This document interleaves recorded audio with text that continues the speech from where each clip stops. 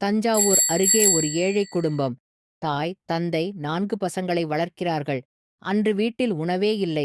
அவர்களிடம் 3 இட்லி உள்ளது. தாயார் கருணையுடன் சொல்கிறார், இந்த 3 இட்லி தான் இன்னைக்கு நம்ம எல்லாருக்கும் இரவு உணவு. அந்த இட்லியை சாப்பிடப் போகும்பொழுது வாசலில் ஒரு மெலிந்த குரல். அம்மா, ஏதாவது சாப்பாடு கிடைக்குமா? நான் 4 நாளா சாப்பிடலை அம்மா.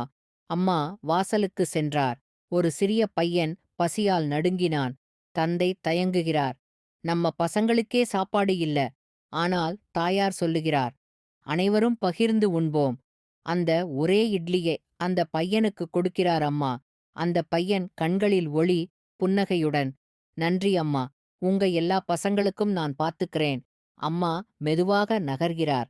அம்மா உள்ளே வரும்போது அந்த சமையலறை முழுக்க வாசனை, சாப்பாடு வெந்து கொண்டிருக்கிறது. இடியாப்பம், அவியல், சாம்பார், தேங்காய் சட்னி, பாயசம், 6 சுவை உணவுகள். இது எப்படி வந்தது என குழப்பத்தில் நிற்கிறார் அம்மா.